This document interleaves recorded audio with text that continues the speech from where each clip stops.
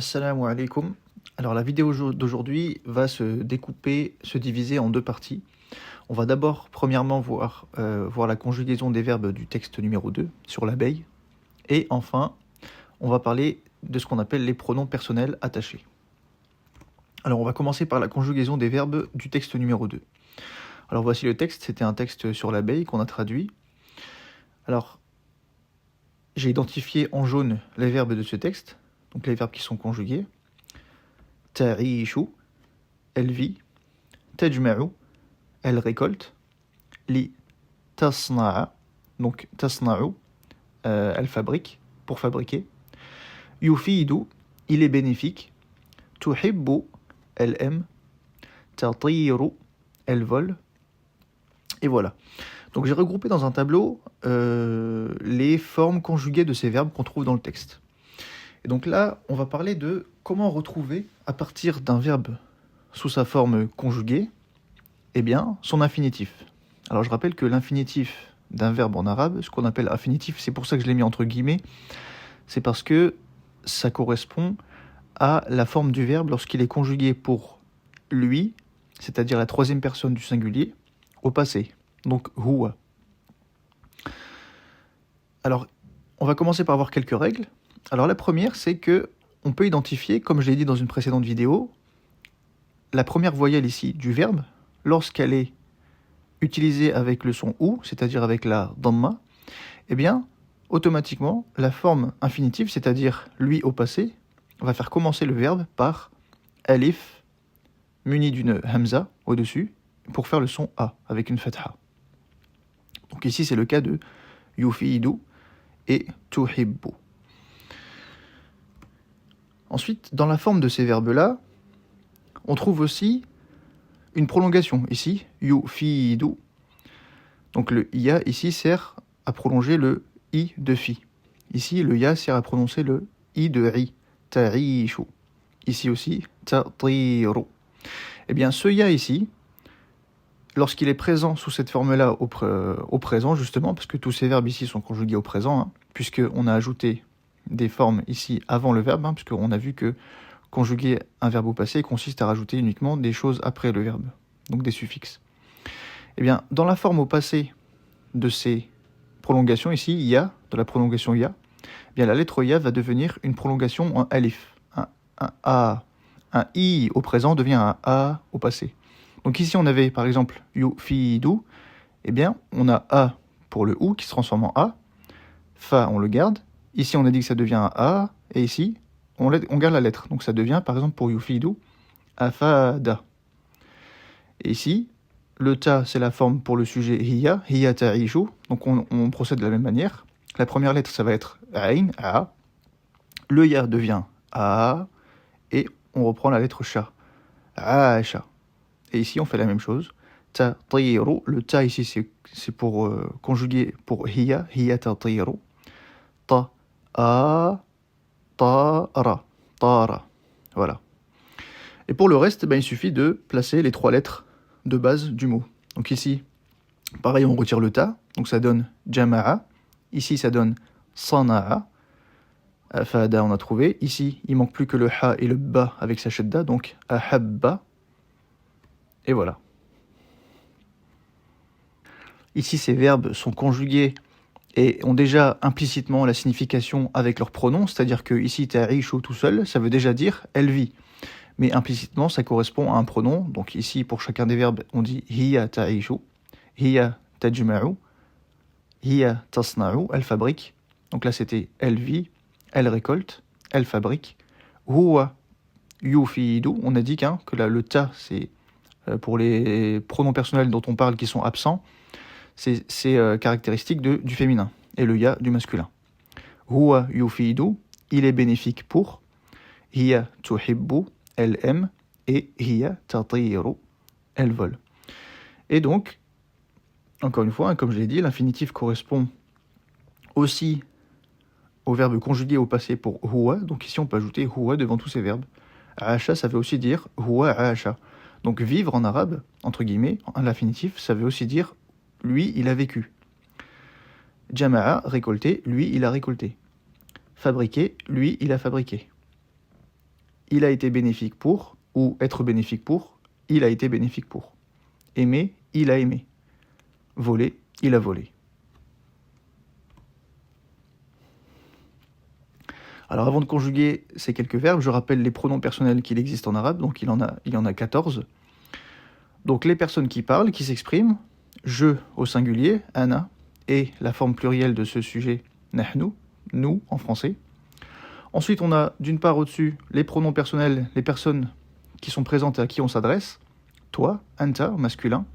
Antuma, vous, quand il s'agit d'exactement deux personnes, c'est ce qu'on appelle le duel. Antum, lorsqu'on a un nombre de personnes supérieur ou égal à 3, on dit vous, et que ce sont des hommes, ou comme en français, un homme et plusieurs femmes. Anti, toi, féminin. Antuma, vous deux femmes, exactement deux, mais on a vu que ça se conjuguait exactement de la même manière que le antuma masculin. Antunna, vous, un groupe composé uniquement de femmes. Ensuite, en bas, on retrouve les personnes de qui on parle, qui ne sont pas présentes. Huwa, il ou lui. Huma, eux deux, exactement deux hommes ou un homme, une femme, puisque le masculin l'emporte comme en français. Hum, eux, quand ils sont 3 ou plus personnes. Hiya, elle. Huma, elles deux femmes exactement. Et hunna, 3 femmes ou plus. Donc le premier verbe qu'on va conjuguer, c'est le verbe vivre, aasha. Alors, ça donne au présent ana aishu. Donc, on va essayer de se rappeler des techniques que j'ai données pour conjuguer. On retrouve le a ici, le a, la marque du jeu, aishu. Et donc, le a ici au passé se transforme en i au présent. Aishu. Pour nahnu, c'est le na ici à la place du a, donc naishu. Ensuite, on transforme le na en ta pour toi. Anta ta'ishu. Anti ta'ishina. Antuma pour les deux, c'est la même chose, ça donne ta'ishani. Antum ta'ishuna. Antunna ta'ishna. Là, on peut se dire pourquoi est-ce qu'il n'y a pas le... On n'a pas gardé le ya ici. Pourquoi on ne dit pas ta'ishna? Parce qu'en fait, la conjugaison ici pour le antun, dans tous les verbes qu'on a vus et qu'on va voir, elle impose ça à la fin. Elle impose l'avant-dernière lettre avec un soukoun, c'est-à-dire la voyelle ponctuelle qui fait sh, et le na. Et bien la règle qu'il faut retenir pour toute la suite, c'est que lorsqu'on a une lettre ici qui ponctuellement a le son sh, c'est-à-dire la soukoun, là, le petit rond au-dessus, eh bien, on interdit de mettre une prolongation, quelle qu'elle soit derrière. Et donc, au lieu de dire ta'ishna, on va dire tout simplement ta'ishna. Moi, ce que j'ai retenu, c'est comme si on ne peut pas allonger un son et l'arrêter brusquement ici par le soukoun. On va le retrouver, cette règle, on va la retrouver dans les verbes qui suivent. Huwa ya'ishu, huma ya'ishani. Donc ça, c'est des formes, ce que je suis en train de donner là, qu'il faut avoir appris avec les verbes de base. Hum ya'ishuna, hiya ta'ishu, huma ta'ishani, hunna ya'ishna. Alors là, de remarque, on a vu que hunna c'était l'exception où il y avait le ya ici, parce que ici le ya est la marque du masculin et ici la marque du féminin est le ta. Donc ça c'est la première remarque. Et la deuxième remarque, ici on retrouve le ya qui a sauté parce que ici la lettre qui vient juste après porte un soukoun qui fait sh. Donc on peut pas dire yarishna, on dit yarishna. Maintenant, le verbe au passé, qui est beaucoup plus simple, il suffit de rajouter des terminaisons à la fin du verbe, et on a vu que les terminaisons se retrouvaient assez facilement, logiquement, avec le son des pronoms. Ana rishtu, donc le tout, c'est caractéristique du moi. Nahnu rishna. Ensuite, pour le anta, le tout devient ta, donc anta rishta. Antuma rishtuma, comme le tuma de antuma, on le retrouve ici, rishtuma. Antum, pareil, rishtum. Anti, rishti. Antuma, c'est la même chose, rishtuma. Antunna, rishtunna. Huwa, et là, on retrouve la forme, entre guillemets, à l'infinitif. Huwa, aasha. Hiya, aashat, donc c'est aasha auquel on a ajouté t à la fin. Huma, le duel aasha, donc c'est aasha auquel on a ajouté alif. Au féminin, huma aashata, donc c'est aasha auquel on a inséré ici entre sha et a le ta. Hum aashu, on n'oublie pas le alif ici, même si il ne sert pas entre guillemets à la prononciation. Et hunna rishna. On a dit comment on trouvait ça ici. On prend rishna et on enlève la prolongation. Donc ça devient rishna.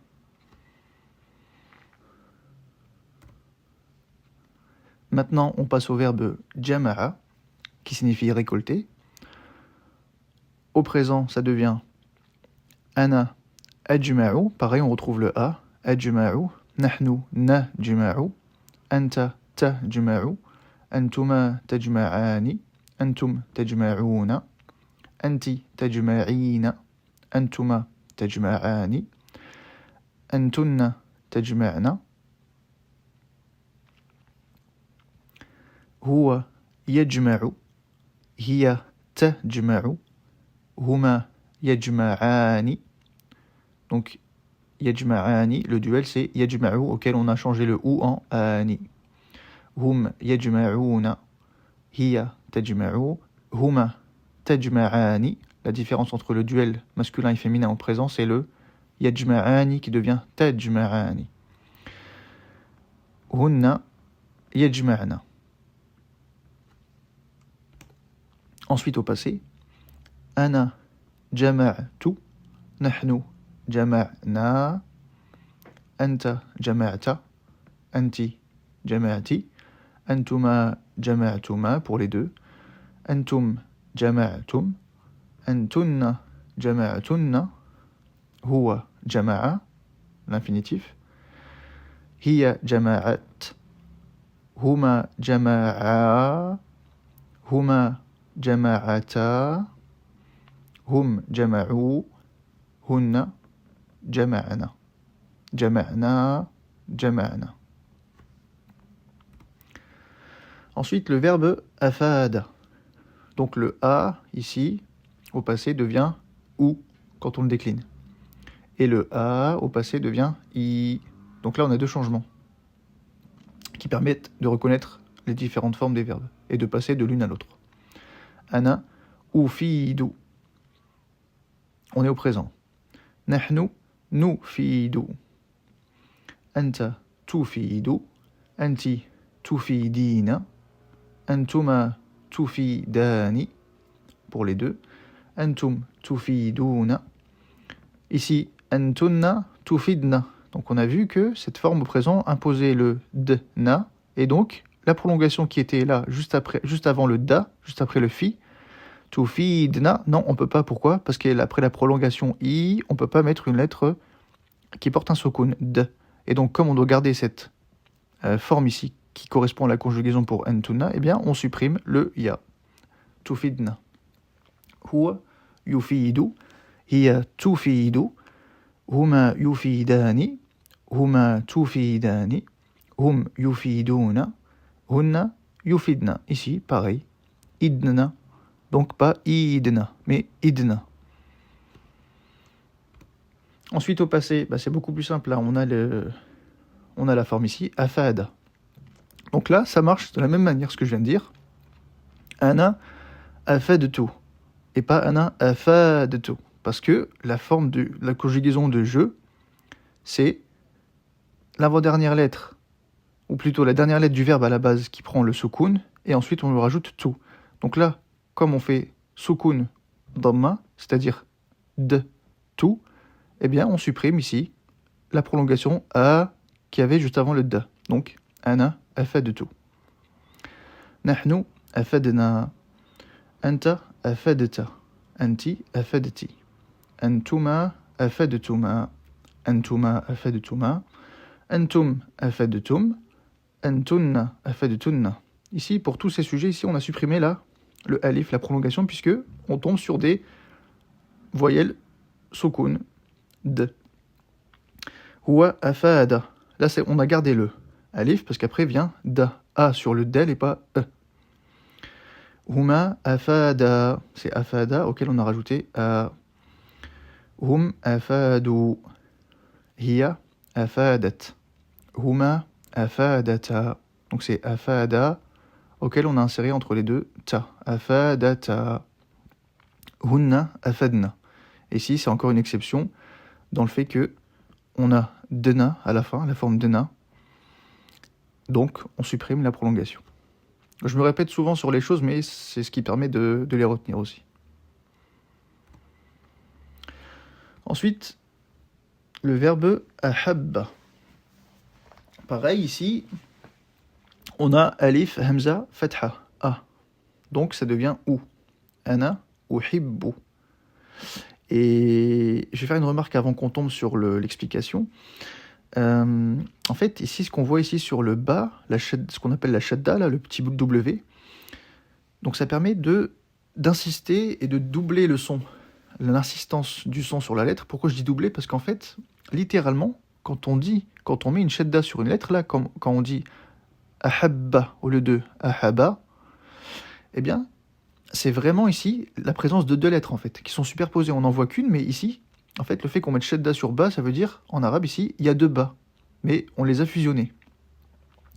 Par exemple, en français, c'est pas le cas normalement, mais je me souviens, j'avais un professeur au collège qui aimait insister en français sur les doubles lettres. Par exemple, dans le mot satellite, tout le monde dit normalement satellite, sans insister sur une lettre. Pour montrer qu'il y avait deux L dans satellite, il disait satellite. Eh bien là, c'est la même chose. On met un shadda et on prononce ahabba, ça veut dire, là, il y a deux bas. Mais la plupart du temps, on les voit pas, ces deux-là. On n'en voit qu'un, ils ont fusionné. Et donc, on marque la présence du deuxième par la shadda. Mais parfois, cette lettre, elle va se diviser et on va voir apparaître le deuxième bas. Et la règle qui va faire que le deuxième bas apparaît, eh bien, c'est la même règle que j'ai dit juste avant, là, sur le fait que les terminaisons ici, comme ici, on peut voir, antunna, on dit tuhbibena. On a séparé, on a fissionné, pour prendre l'opposé de fusionner. Les deux bas ici, pourquoi? Parce qu'en fait, on doit, pareil ici, avoir la forme bna, c'est-à-dire sukun et a.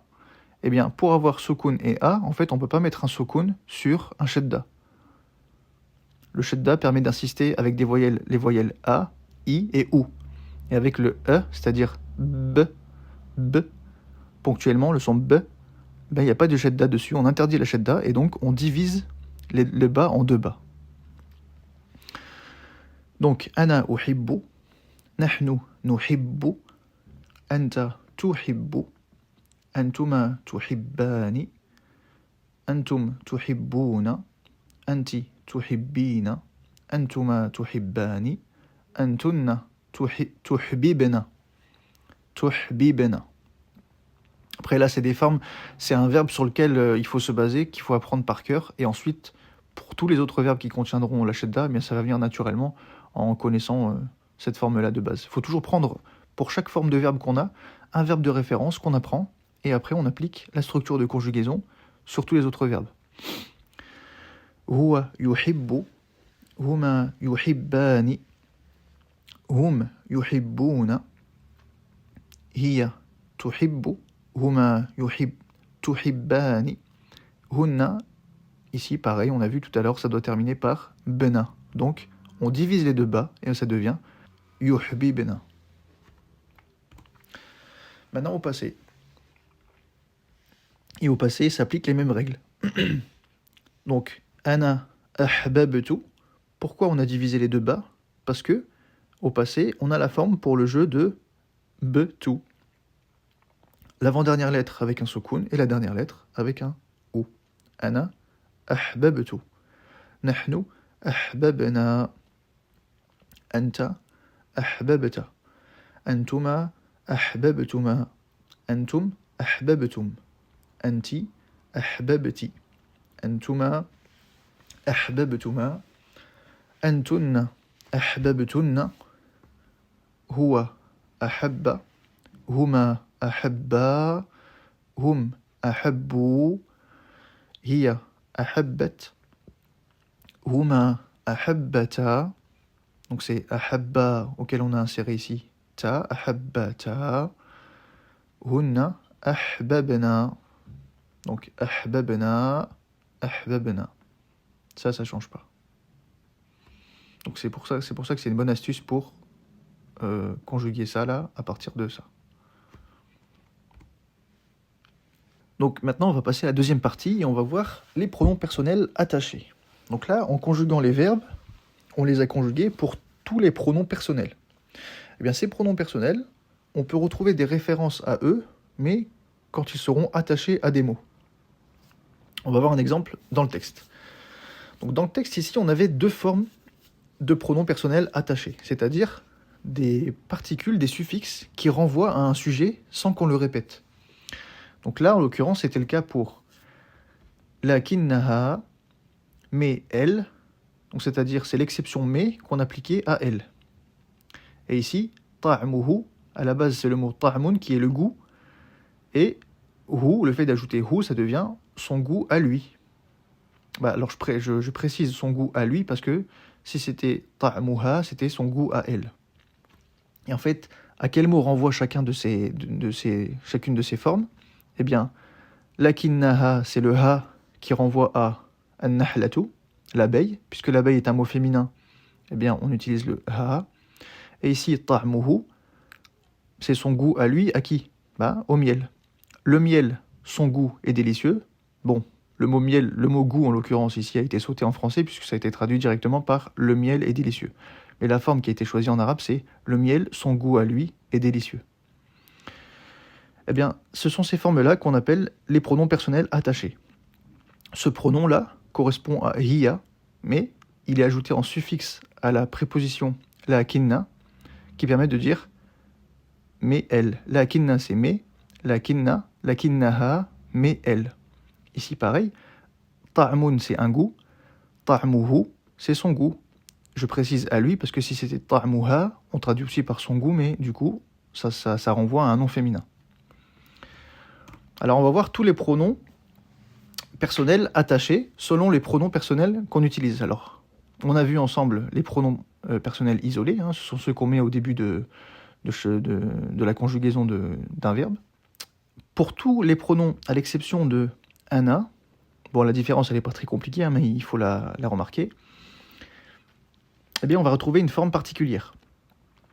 En fonction de si ce pronom s'attache à un nom, ou à un verbe ou une particule.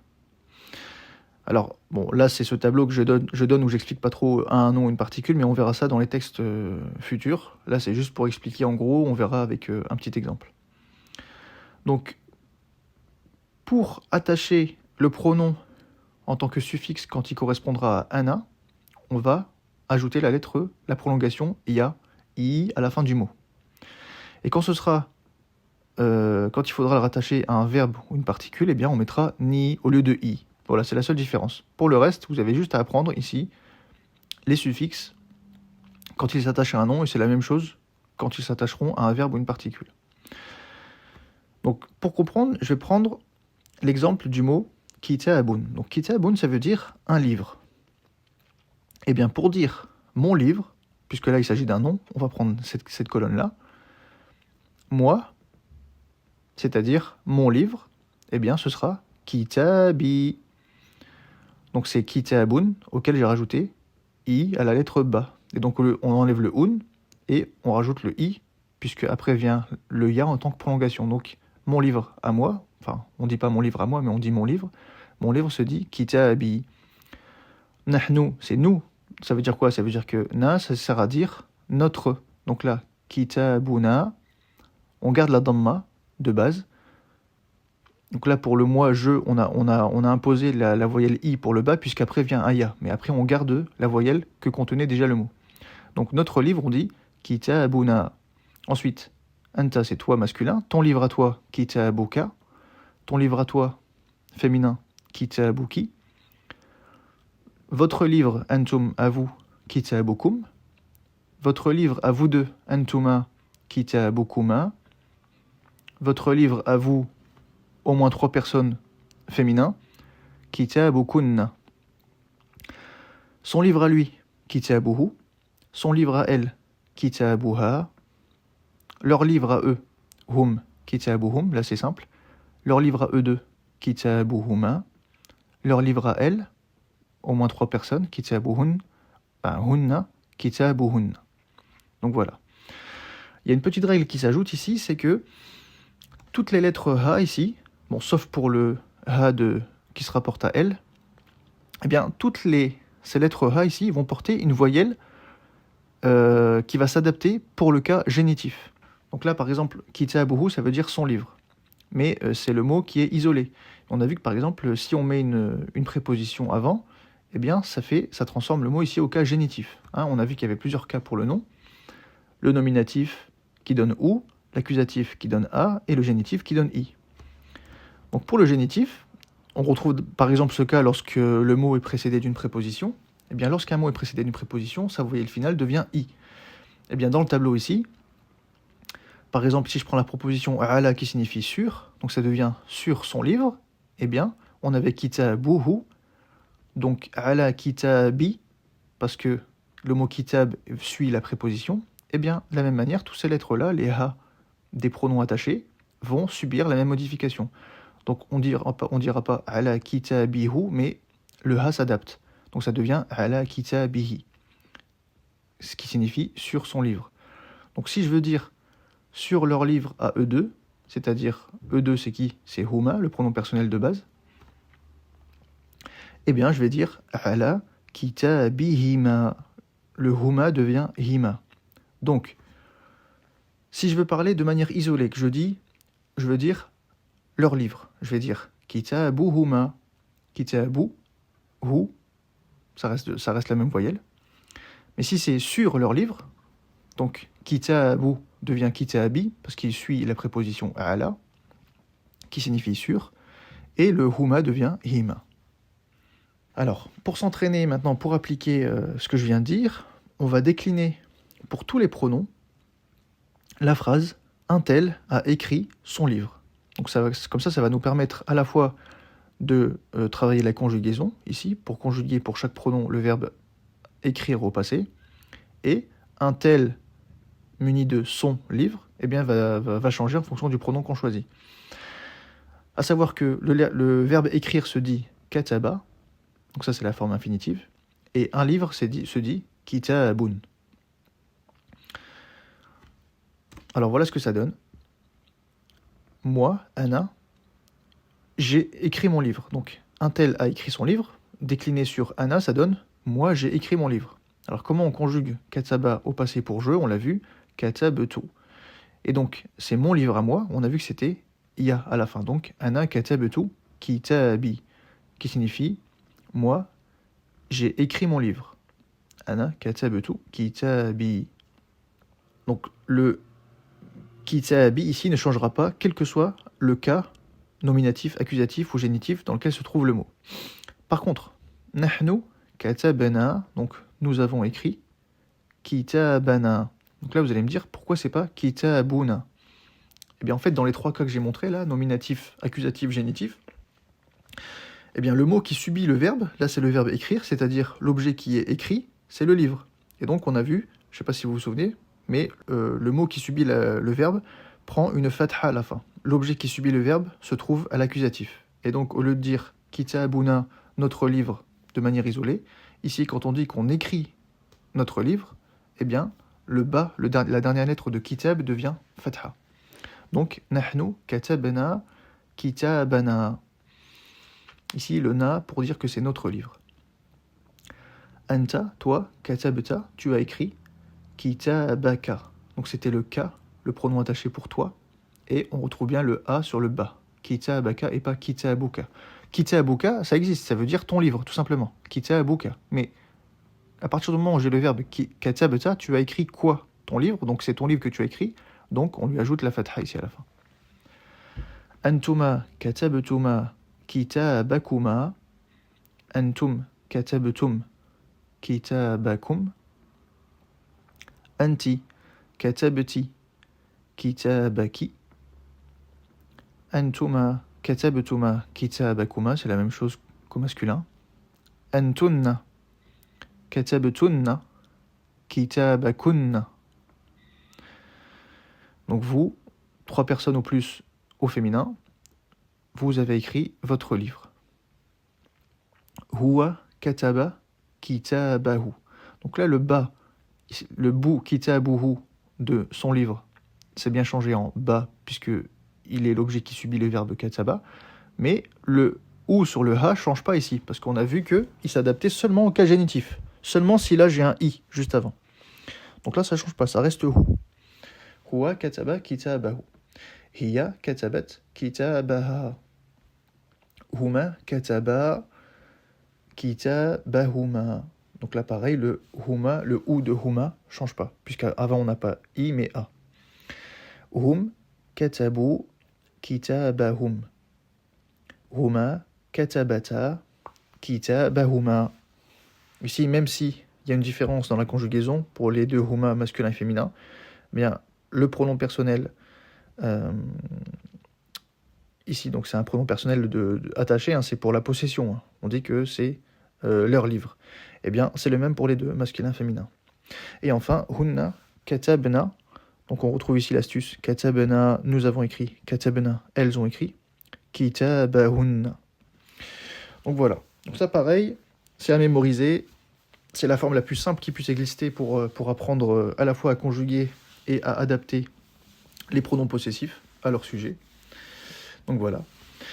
Donc là, je vous ai montré comment on fait pour décliner la phrase « Un tel a écrit son livre ». Et donc, je vais donner quelques devoirs pour la prochaine fois. Alors, on a vu dans le tableau des verbes du texte qu'on n'a pas tout conjugué. J'ai conjugué le verbe « aasha », jama'a, mais j'ai pas conjugué le verbe « sana'a » et le verbe « tara ». Donc le premier exercice, c'est, pour la prochaine vidéo, la semaine prochaine normalement, c'est de conjuguer les verbes sana'a et tara pour les 14 pronoms personnels qu'on a vus, à la fois au présent et au passé. Donc je corrigerai en début de vidéo, de la prochaine vidéo. Donc c'est pas compliqué, hein. Ici, sana'a, c'est la même forme que jama'a. Donc juste, ce sont ces deux lettres-là qui vont changer. À part ça, la forme des conjugaisons ne change pas. Et ici, de la même manière, tara, ça a la même forme que aasha. On a la prolongation a, et juste au lieu du a, on a un ta, et au lieu du sha, on a un ra. Donc voilà, ça c'est le premier exercice. Et le deuxième exercice, pour pratiquer les pronoms personnels attachés, c'est de décliner cette fois, non pas au passé mais au présent, la phrase « Un tel cherche son livre ». Donc tout à l'heure on avait « Un tel écrit son livre », et là on a « Un tel cherche son livre ». Pour ça, il faut savoir que chercher se dit « bahatha an ». Donc en français on dit « rechercher quelque chose ». Il n'y a pas de mot qui relie « rechercher quelque chose ». En arabe on a une petite différence, c'est que entre « bahatha » et l'objet qu'on « bahath » entre guillemets, eh bien il y a la préposition « an ». Donc en français on dit « on recherche quelque chose ». En arabe on dit « on bahath an quelque chose ». Voilà. Bon, ça se dit pas ce que je viens de dire, hein, mais... Et un livre se dit toujours « kitabun ». Donc je vais seulement vous montrer les deux premières pour comprendre, pour avoir un indice sur la suite. Et n'oubliez pas que là, comme on a une préposition, qu'est-ce que ça a comme conséquence sur le mot qui va suivre? Et donc, il y a une règle qu'on a vue, et donc il faudra adapter pour conjuguer pour tous les pronoms. Donc pour ana et nahnu, ça donne, on est au présent, hein, donc un tel cherche son livre, c'est moi, je cherche mon livre. Ana, bahatha, pour moi c'est abhathu an, parce que ici le verbe chercher quelque chose va avec an. Abhathu an quoi? Mon livre. Kitabi. Donc le kitabi ne change jamais. Hein. Mon livre sera toujours kitabi, quel que soit le cas du mot. Nahnu, nous cherchons. Nabhathu an, notre livre. Kitabina. Et donc là, voilà une première partie de la réponse à la question. Attention à qu'est-ce qui vient après an. Comme ici an c'est une préposition, le mot qui vient après va se terminer par i. Donc on a bien le i là ici sur le kitabi. Et kitabi, on lui a ajouté na qui signifie notre livre. Kitabina. Voilà.